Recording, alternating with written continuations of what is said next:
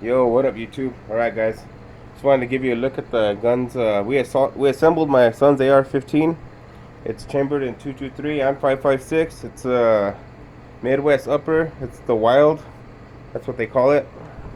Really nice gun. We picked up the flip-up sights, their mag pull, and they're pretty decent. Like I said, same thing that's on my gun, but this is chambered in, like I said, 223 5.56. Really nice gun. Everything went together really good. The trigger assembly. We picked up a few more magazines for him. This one's obviously empty. I'm not going to keep it loaded. This one has bullets in it, but nothing's loaded in there. Really nice firearm, as you can see. Really nice gun. We haven't shot it yet. It was too cold for us to take it out yesterday and shoot it. So we're going to probably take it out this weekend. And we're going to shoot that firearm right there. The 22 here, I did do a few more things since last time, guys. I did add the light. So I had the lighter on there, and then also the Picatinny red dot. Also has flip-up sights, so you can run through the red dot in case the red dot dies or something. Really accurate though, that red dot. And then this is my buddy's Remington 700. I brought it to the house so I can clean it for him and just make sure it's ready for him to shoot. Also picked him up some ammunition, some 30-06, because it's a 30-06. Big bullet compared to the bullet inside of the 223 or even 5.56. Look at that. This is more like a long range hunting rifle type, or sniper rifle, you can call it. That's pretty much what it is. Really nice. I also picked up a lot of ammunition, guys. Ammunition's been really hard to come by, but it's been coming easier and easier as you wait, I guess, and just what it is. But yeah, so the one that we built my son, this is an FMK lower with the Midwest upper, and then I'm not sure what the buffer tube and the buttstock is yet, but I'm not sure about the brand on that one. But the magazines we picked up at Sportsman's, I'm not sure what the MFT, that's what it says on the mags, and they're just polymer magazines, 30 rounders. But really nice gun. We added a Picatinny rail to the top of it, so you can put a light on there or something. I think that's what he's gonna do, put a light.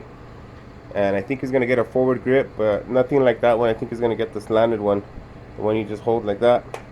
But this gun is really nice. It probably weighs like right about, I don't know, maybe 6 pounds, 5, 6, 7 pounds. It's not very heavy at all.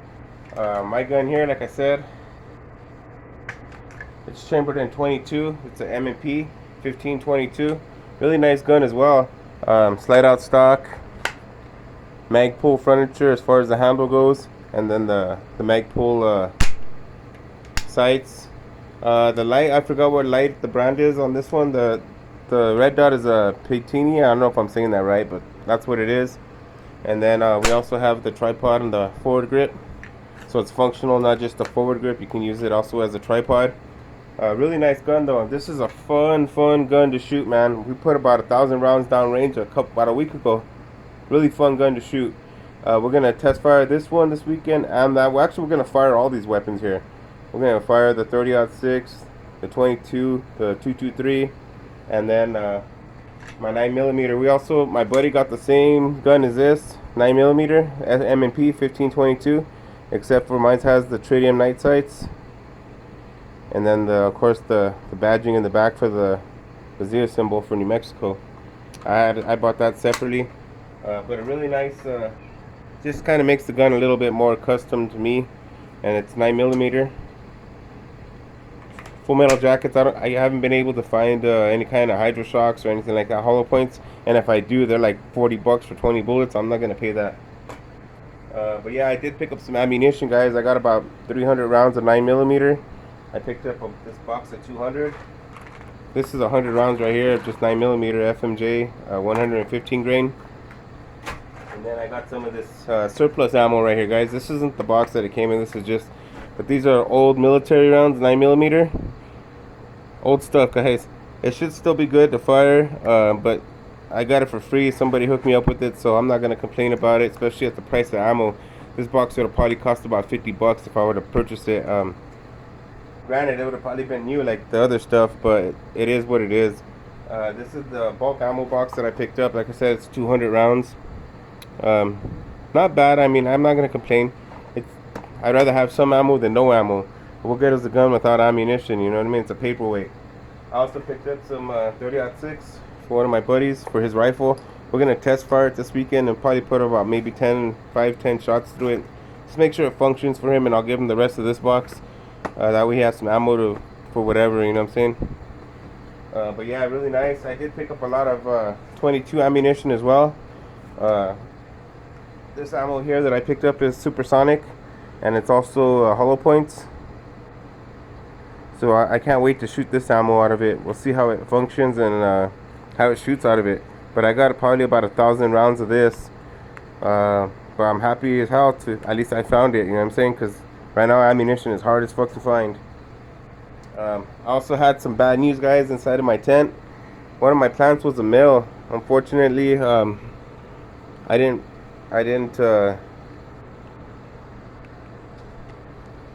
I thought it was a female, but I forgot that it was a seed that I had popped. So it could have went either way, but it grew. I had it growing for quite a while. So what I did is I yanked it out of the tent. It was right here taking up this entire corner, half of this tent. So I pulled it out and I stuck the Tropicana in here. It was ready in flower as well, but I just stuck her in here, and we'll see how she does. She should start doing fine. She's a little bit beat down because I stuck her between the scrog. I tried to fill her out as much as I could, but we'll see what happens. She should be just fine though. I think she'll be alright. She'll start popping back up by the next few days, and in about a couple of hours she'll start popping back through the tent, through the scrog, and she'll be alright. And then the kryptonites right here, I got 2 kryptonites that are just banging it out. You can see they're already starting to flower out. I'll go ahead and I'll show you guys the other plant. I threw it in the trash. There's still part of a plant in here, but here's what's left of it after I chopped it all down. You can definitely see that's a male plant. If your plant is putting out balls like that, and this happened like pretty much overnight, guys, nothing's open, so there's no pollen or anything, but I could probably save what's here and pollinate and keep the pollen, but I'm probably not going to do that, guys. I'll probably just chop this down. You can see how purple she is. This is a real purple plant, and she smells, or he smells amazing. He smells really good. But this is what a male plant looks, guys, if you guys have never seen one. And this was a big plant, guys. You can see I threw it all in there, guys, so it sucks, but it is what it is. And you can check out the stalk on this bad boy. It's a big ass stalk.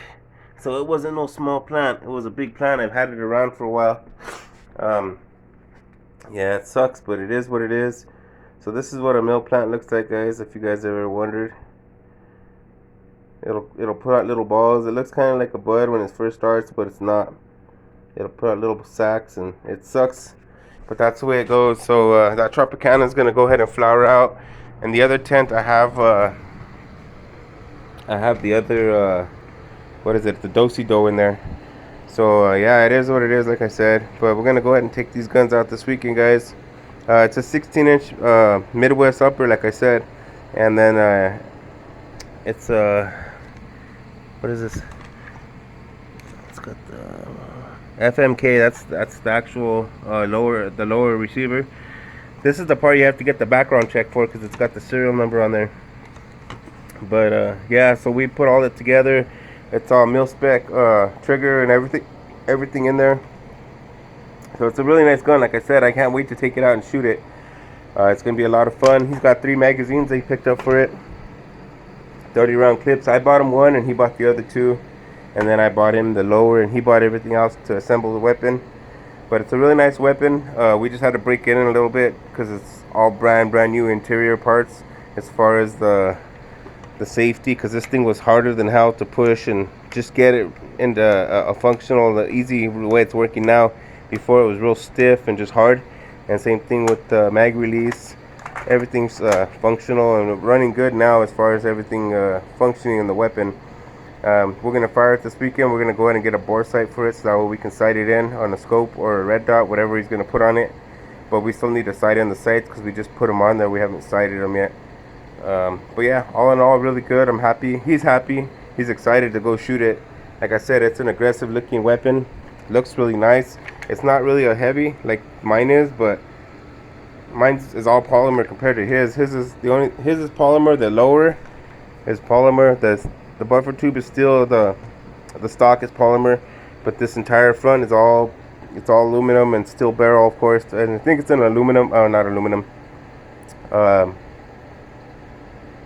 A mirrored barrel, I guess that's what they call it, or chrome lined barrel. That's what it is, I think. A chrome lined barrel. So the barrel is supposed to last like longer than it would if it wasn't chrome lined. But yeah, so he's happy as hell, and I can't wait to take it out and shoot it and see what it can do. We were only able to get about 40 rounds of ammunition for this particular 223 ammo, but we're gonna see what we can pick up some more. There's some local places that do have it, but they're kind of, like I said, overcharging. There's a couple places that I've been to that they're just real reasonably on the prices. I think for this 200 rounds I paid 170, I think, which isn't too bad. I mean, because considering they want like $50-something for 50 rounds, so for 200 rounds, $170, not bad. I'm happy with that. And then these boxes of 22 that I picked up, I think they wanted like $6 a box or something, 50 rounds, and they're supersonic, high velocity, and they're hollow points. So we'll see how they function. They should run just fine. I shouldn't have any issues. I did pick up another magazine, like I told you guys, so I got 3 magazines. I just got this one in today, or that one. I can't remember which one it is. It's one of these two. I just got one in today. But one of these magazines has a feed issue. It's the one that came with the gun, so I'm going to probably send that back to Smith & Wesson. It's under warranty, so it has a problem with the failure to ejects and feed. And I'm almost positive it's a magazine, because the other magazine functions just fine through it. That's why I purchased another magazine, so that way when this one goes back, I can have at least 2 magazines to run, because who knows how long. It might be a week, might be 2 weeks before they actually send it or fix that magazine, whatever the issue is. I did take it apart and try to see what it was, but I didn't want to mess with it too much as far as taking it apart and doing any kind of modifications to it to make it work, because it's a brand new magazine. It should function right out the box.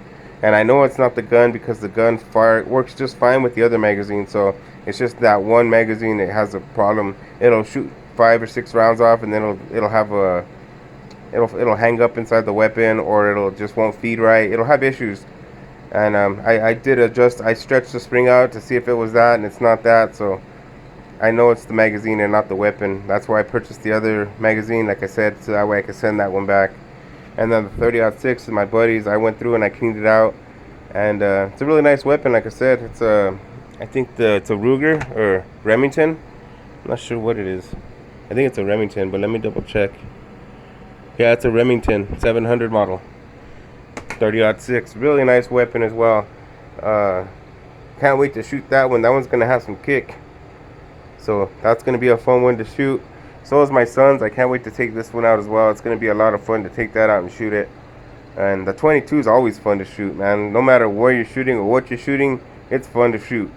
Anytime you're taking guns out to shoot at the range, it's fun. And then the 9mm, of course, is always fun to shoot. I'm looking at another pistol right now to pick up. I'm not sure what I'm going to get yet, if it might be Smith & Wesson. I'm looking at I think it's called the Crank or Clank. I'm not sure if I'm saying that right. I'm pretty sure I'm saying that wrong. But as soon as I get it, I'll show you guys the review on it. Really nice firearm. They're supposed to be like lower budget, but they're actually gone up in price the last couple years, just because of their quality has been really, really good on the firearm. So I'm gonna try to pick one up, and I'll show you guys in the next video. If not the next one, it'll be coming up soon, so be on the lookout for it, guys. But yeah, it's going to be a lot of fun to take these guns out and shoot this weekend. We're going to at least put a couple hundred rounds down range, at least a couple hundred. So have fun, guys. Stay safe, stay medicated, and I hope you liked this video. See you later, guys.